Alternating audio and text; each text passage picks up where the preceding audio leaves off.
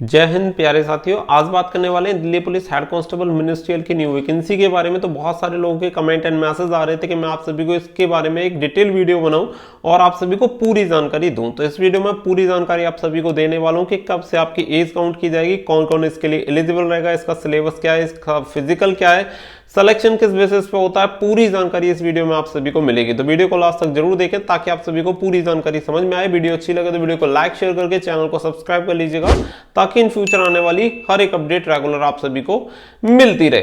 तो अब देखिए यहाँ पे चलते हैं। तो यहाँ पे सबसे पहले बात कर लेते हैं कि कौन कौन इसके लिए अप्लाई कर सकता है। तो फर्स्ट ऑफ ऑल आप सभी को क्लियर कर दूं कि मेल फीमेल दोनों ही कैंडिडेट इस वैकेंसी के लिए अप्लाई कर सकते हैं। क्वालिफिकेशन होनी चाहिए 10+2 यानी 12th पास कैंडिडेट कोई भी इसके लिए अप्लाई कर सकता है। एज क्राइटेरिया 18 से 25 साल होता है। ओबीसी कैंडिडेट है तो 3 साल की छूट दी जाएगी। अगर एससी और एसटी कैंडिडेट है तो 5 साल की छूट दी जाती है। तो ये हो गया, आपको इससे ये क्लियर हो गया होगा कि कौन कौन इसके लिए अप्लाई कर सकता है। अगर आप इसके लिए एलिजिबल है तो आगे की वीडियो कंटिन्यू देख सकते हैं। यही आपका क्राइटेरिया वगैरह यही सारी चीजें हैं। बाकी की जो चीजें होंगी वो मैं आप सभी को बताने वाला हूं। अगर आपके पास ये चीजें हैं तो आप इसके लिए फॉर्म अप्लाई कर सकते हैं। अब चलिए सबसे पहले यहाँ पे बात कर लेते हैं कि आपका सिलेक्शन प्रोसेस क्या होता है। तो सिलेक्शन प्रोसेस की अगर मैं बात करूं तो सबसे पहले जो आपका होता है यहाँ पे रिटन एग्जामिनेशन कंप्लीट होने के बाद फिर आपका फिजिकल कंडक्ट करवाया जाता है और फिजिकल कंडक्ट होने के बाद फिर आपका टाइपिंग टेस्ट होता है एंड आपका कंप्यूटर टेस्ट होता है। और कंप्यूटर टेस्ट होने के बाद फिर आपकी लास्ट में जाके मेडिकल होता है और फिर आपकी फाइनल मेरिट लिस्ट लगा दी जाती है। अब पॉइंट टू पॉइंट सब चीजों की बात करेंगे तो देखिए एप्लीकेशन फीस के बारे में बता देता हूँ। 100 रुपीज आप सभी को इसके लिए फीस पे करनी पड़ती है। वैकेंसी की बात करूं तो लगभग इस बार आपकी 600 से 700 वैकेंसी रह सकती है। हालांकि पिछली बार जो वैकेंसी थी उनकी संख्या थी 554। तो इस बार हो सकता है कि आपकी कुछ वैकेंसी इंक्रीज हो जाए, लेकिन पहले के अकॉर्डिंग बात करें तो 554 आपकी यहाँ पे वैकेंसी थी। अब देखिए इसके बाद बात कर लेते हैं। तो सबसे पहले मैं बात करूंगा, सबसे पहले जो आपका कंडक्ट होता है वो होता है आपका रिटन एग्जामिनेशन। तो रिटन एग्जामिनेशन के सिलेबस के बारे में बात कर लेते हैं कि रिटन एग्जामिनेशन का जो सिलेबस होता है वो क्या क्या उसमें पूछा जाता है। तो चलिए उसके बारे में बता देते हैं। रिटन एग्जामिनेशन जो आपका होता है उसमें 5 सब्जेक्ट आपके दिए जाते हैं। 5 सब्जेक्ट आपके आते हैं। पहला जो सब्जेक्ट होता है वो होता है जीए जनरल अवेयरनेस, जिसके 20 क्वेश्चन आते हैं, 20 मार्क्स उसके दिए जाते हैं। उसके बाद जो अगला होता है वो होता है मैथ, जिसमें आपके 20 क्वेश्चन पूछे जाते हैं, 20 मार्क्स दिए जाते हैं। फिर उसके बाद आता है जनरल इंटेलिजेंस, जिसके 25 क्वेश्चन होते हैं और 25 मार्क्स आपको दिए जाते हैं। अगला जो पोर्शन होता है वो होता है जनरल इंग्लिश, जिसमें आपके 25 क्वेश्चन होते हैं, जिसके लिए 25 मार्क्स दिए जाते हैं। और सबसे लास्ट होता है आपका कंप्यूटर नॉलेज, जिसमें कंप्यूटर की फंडामेंटल जो जानकारी होती है वो आपको होनी चाहिए, जो कि 10 क्वेश्चन आते हैं और 10 नंबर आपको दिए जाते हैं। इस तरीके से टोटल आपके 100 क्वेश्चन का पेपर होता है और 100 मार्क्स इसके लिए दिए जाते हैं। वहीं पे आप सभी को बता दें कि इसके लिए जो टाइम आपको अलॉट किया जाता है वो 90 मिनट टाइम आपको दिया जाता है। 90 मिनट में आपको ये पेपर कंप्लीट करना होता है। और ये आपका सीबीटी एग्जाम होता है, यानी कंप्यूटर बेस्ड एग्जाम करवाया जाता है। ऑनलाइन आपका एग्जाम होता है, ऑफलाइन एग्जाम कंडक्ट नहीं करवाया जाता। तो ये यहाँ पे आपका जो सिलेबस है आई होप वो आपका एकदम से क्लियर हो गया होगा। साथ ही में बहुत सारे लोगों को ये भी डाउट रहता है कि इसमें नेगेटिव मार्किंग होगी या नहीं। तो क्लियर कर देता हूँ कि यहाँ पे कोई भी नेगेटिव मार्किंग नहीं होती। और जो आपका पेपर करवाया जाता है बाइलिंगुअल आपका पेपर होता है, हिंदी और इंग्लिश दोनों भाषाओं में आपका पेपर आता है। केवल जो आपका इंग्लिश का सेक्शन होता है वो आपका इंग्लिश में होता है, बाकी का हिंदी इंग्लिश दोनों में आप उसे देख सकते हैं। और आप दोनों में जिसमें चाहे जिसमें कंफर्टेबल फील करते हो उसमें आप अपना पेपर दे सकते हैं। तो सिलेक्शन प्रोसेस का जो पहला फेज होता है वो आपका होता है एग्जाम, रिटन एग्जामिनेशन, जो आपका ऑनलाइन कंडक्ट करवाया जाएगा। उसके बारे में मैंने आप सभी को पूरी जानकारी दे दी। अब इसके बाद जो सेकंड स्टेप होता है वो होता है फिजिकल। अब चलिए फिजिकल की तरफ चलते हैं और वहां पे आपका पीएसटी एंड पीईटी के बारे में समझते हैं कि क्या इसका फिजिकल स्टैंडर्ड होता है और क्या जो आपका एफिशिएंसी टेस्ट होता है उसमें कौन कौन से इवेंट आपसे करवाए जाते हैं। समझते हैं हम फिजिकल स्टैंडर्ड टेस्ट के बारे में, यानी हाइट चेस्ट क्या चाहिए होता है। तो मेल कैंडिडेट की बात कर लेते हैं। तो अगर आप मेल कैंडिडेट हैं तो आपकी जो हाइट होनी चाहिए 165 सेंटीमीटर यानी 165 सेंटीमीटर आपकी लंबाई होनी चाहिए। General OBC and SC candidate, EWS candidate के लिए ये क्राइटेरिया रहता है। वहीं पे अगर आप एसटी कैंडिडेट हैं तो आपको 5 सेंटीमीटर की छूट दी जाती है, यानी जो आपकी हाइट होनी चाहिए 160 सेंटीमीटर है एसटी कैंडिडेट में, तो आप इसके लिए फॉर्म अप्लाई कर सकते हैं। वहीं पे अगर मैं चेस्ट की बात करूं तो 78 से 82 सेंटीमीटर सीना आपका होना चाहिए और 4 सेंटीमीटर का जो फुलाव होता है वो कंपलसरी है, यानी नॉर्मल 78 होना चाहिए, फुलाव के साथ आपका 82 सेंटीमीटर सीना होना चाहिए। अब बात कर लेते हैं फीमेल कैंडिडेट की। तो फीमेल कैंडिडेट की हाइट की बात करें तो 157 सेंटीमीटर यानी 157 सेंटीमीटर जो हाइट होनी चाहिए वो general OBC and EWS candidate की होनी चाहिए। अगर आप एससी और एसटी कैंडिडेट हैं तो आपकी जो हाइट होनी चाहिए 152 सेंटीमीटर यानी 152 सेंटीमीटर होनी चाहिए। अगर आपकी इतनी लंबाई है तो आप इसके लिए फॉर्म अप्लाई कर सकते हैं। वहीं पे केवल आपका वजन तोला जाता है, वजन आपका हाइट के प्रोपोर्शन में होना चाहिए। अगर आपके हाइट के अकॉर्डिंग अगर आपका वेट सही है तो आपको कोई भी दिक्कत नहीं होगी, नहीं होता। अगर ऐसी कोई प्रॉब्लम भी होती है तो आपको बता दिया जाता है कि आप अंडरवेट हैं या ओवरवेट हैं, तो आपको मेडिकल के टाइम पे वो सही होना चाहिए। ये प्रॉब्लम जो होती है वो मेडिकल के टाइम पे होती है।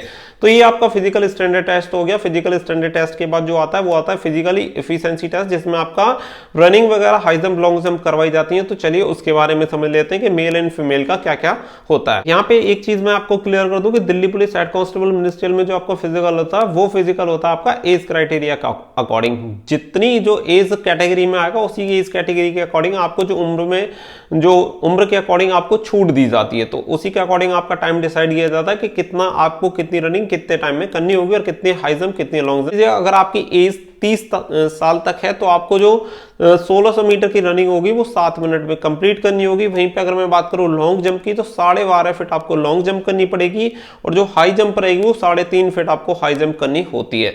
अगर आपकी एज 30 से 40 साल के बीच में है तो 8 मिनट में आपको 1600 मीटर की जो रनिंग होगी वो कंप्लीट करनी होगी। 11.5 फीट आपको लॉन्ग जंप करनी होगी और हाई जंप आपको करनी होगी 3.25 फीट।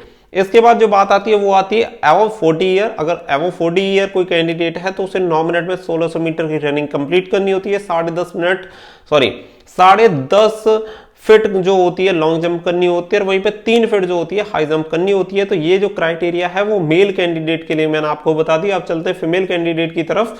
तो फीमेल कैंडिडेट की जो रनिंग होती है वो 800 मीटर की होती है। अगर 30 साल तक अगर आपकी एज है तो आपको 5 मिनट में 800 मीटर की रनिंग कंप्लीट करनी होती है।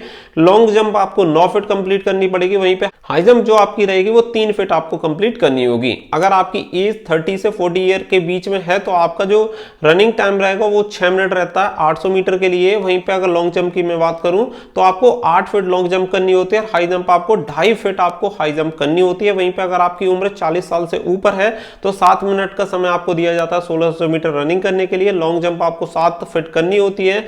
वहीं पे आपकी जो हाई जंप होती है वो 2.25 फीट आपको हाई जंप करनी होती है। तो ये हो गया आपका फिजिकल क्राइटेरिया। आई होप आप सभी को ये भी क्लियर हो गया होगा कि फिजिकल स्टैंडर्ड टेस्ट में क्या होता है और आपका जो पीटी होता है उसमें आपका क्या होता है फिजिकल एफिशिएंसी टेस्ट में। तो ये सेकंड स्टेज थी आपकी। जब सेकंड स्टेज आपकी कंप्लीट हो जाती है तो उसके बाद जो बात आती है वो आती है टाइपिंग टेस्ट की। अब देखिए टाइपिंग टेस्ट के लिए समझ लेते हैं। तो आप सभी को बता दें कि जो फिजिकल है वो केवल क्वालिफाइंग नेचर है, उसके लिए कोई भी नंबर नहीं दिए जाते। लेकिन यहाँ पे टाइपिंग टेस्ट में आपको 25 नंबर दिए जाते हैं। जो आपका टाइपिंग टेस्ट होता है वो टोटल 10 मिनट का होता है, जिसमें आपको हिंदी की जो टाइपिंग होती है वो 25 वर्ड पर मिनट करनी होती है। अगर इंग्लिश की स्पीड की बात करूं तो 30 वर्ड पर मिनट आपको करनी होती है। यहाँ पे आपको स्पीड के अकॉर्डिंग नंबर नहीं दिए जाते। यहाँ पे जो आपको नंबर दिए जाते हैं वो दिए जाते हैं आपकी एक्यूरेसी के अकॉर्डिंग। जितनी बड़ी आपकी एक्यूरेसी रहेगी उतने ही ज्यादा नंबर आपको दिए जाते हैं। तो ओवरऑल मैक्सिमम जो नंबर है वो 25 नंबर है और जो आपकी फाइनल मेरिट लिस्ट बनती है वो भी 125 नंबर के अकॉर्डिंग बनती है। 100 नंबर का आपका पेपर होता है, 25 नंबर की आपकी टाइपिंग होती है। दोनों को मिला के आपकी फाइनल मेरिट लिस्ट तैयार होती है। तो आपका इसमें 25 नंबर का यानी 20% जो वेटेज है वो आपका टाइपिंग का भी है। जितनी बड़ी आपकी टाइपिंग रहेगी उतने आपके सिलेक्शन के चांसेस भी यहाँ पे इंक्रीज हो जाएंगे। तो केवल और केवल रिटन एग्जामिनेशन के बेसिस पे नहीं, टाइपिंग पे भी आपको फोकस करके चलना पड़ेगा। उसके बाद जो अगला स्टेज आता है, अगली स्टेज की अगर मैं बात करूं तो नेक्स्ट स्टेज होता है आपका कंप्यूटर टेस्ट। तो कंप्यूटर का जो टेस्ट होता है वो बेसिक चीजों के बारे में होता है। 3 सॉफ्टवेयर आपके मेन होते हैं। एक आपका हो गया MS Word, MS Excel and PowerPoint. इन तीनों के बारे में आपको बेसिक नॉलेज होनी चाहिए। इनके आपको एक काम करने के लिए दे दिया जाता है कि 10 काम आपको कंप्लीट करने हैं। वो 10 काम आपको कंप्लीट करने होते हैं। PPT में हो गया, यानी पावर पॉइंट में हो गया, MS वर्ड में हो गया, एक्सेल में हो गया। तो वो आपको कंप्लीट करने होते हैं। वो केवल क्वालिफाइंग नेचर होता है। अगर आप उसे कंप्लीट कर लेते हैं तो आप क्वालिफाई कर दिए जाते हैं और वहां पे आपका काम खत्म हो जाता है। वहां पे आपको कोई भी नंबर उसके लिए नहीं दिए जाते। तो ये चीज क्लियर हो जाती है। जब आप उसे क्वालिफाई कर लेते हैं तो फिर उसके बाद आपकी मेरिट लिस्ट लगती है और मेरिट लिस्ट के अकॉर्डिंग मेडिकल के लिए कैंडिडेट को शॉर्ट लिस्टेड किया जाता है। तो जो कैंडिडेट आगे बढ़ते हैं फिर उनका फाइनल में जाके मेडिकल लिया जाता है। मेडिकल के बारे में कोई खास डिटेल के बारे में बात नहीं करूंगा। जो सेंट्रल आर्म पुलिस फोर्सेज में जो आपका मेडिकल लिया जाता है सेम उसी तरीके से आपका HSCM में भी आपका सेम उसी तरीके से आपका मेडिकल कंडक्ट करवाया जाता है। तो ये होता है इसका ओवरऑल जो सिलेक्शन प्रोसेस होता है वो होता है। सिलेबस के लिए इसकी जो आप पूरा सिलेबस है टॉपिक वाइज आप इसका देख सकते हैं। इसके लिए मैं अलग से वीडियो बना दूंगा, या आप सभी को अपना टेलीग्राम का लिंक मैंने वीडियो के डिस्क्रिप्शन में दे दिया, वहां पे प्रोवाइड करा दूंगा, वहां पे जाके आप इसका देख लीजिएगा। तो पूरा सिलेक्शन प्रोसेस मैंने आप सभी को बता दिया। आप सभी को बता दें कि 17 मई से इसके ऑनलाइन एप्लीकेशन फॉर्म स्टार्ट हो जाएंगे 2022 में, और आई थिंक जून में जाके 15 जून इसकी लास्ट डेट रहेगी, और सितंबर में इसका एग्जाम जो होगा वो कंडक्ट करवाया जाएगा। तो आप सभी लोग अपनी तैयारी में अच्छी तरह से जुटे रहिए। बहुत ही जल्दी इसकी जो वैकेंसी होंगी, मई में जाके जो वैकेंसी होंगी वो नोटिफाई कर दी जाएंगी, और इसके ऑनलाइन एप्लीकेशन फॉर्म स्टार्ट हो जाएंगे। इससे रिलेटेड अगर आपका कोई भी डाउट बचा हो तो मुझे कमेंट सेक्शन में लिखिएगा, या टेलीग्राम या इंस्टाग्राम पे फॉलो कर लीजिएगा स्टडी फॉर ड्रीम्स 1 के नाम से। मैं कोशिश करूंगा जो भी आपके सवाल हो उनके जवाब मैं आप सभी को दे पाऊं। तो आई होप आपको वीडियो जरूर पसंद आया होगा। वीडियो पसंद आया हो तो वीडियो को लाइक और शेयर कर दीजिएगा, चैनल को कर लीजिएगा सब्सक्राइब, ताकि इन फ्यूचर आने वाली अपडेट भी आप सभी को मिलती रहे। मिलते हैं अगली वीडियो में। So thank you for watching. जय हिंद, जय भारत।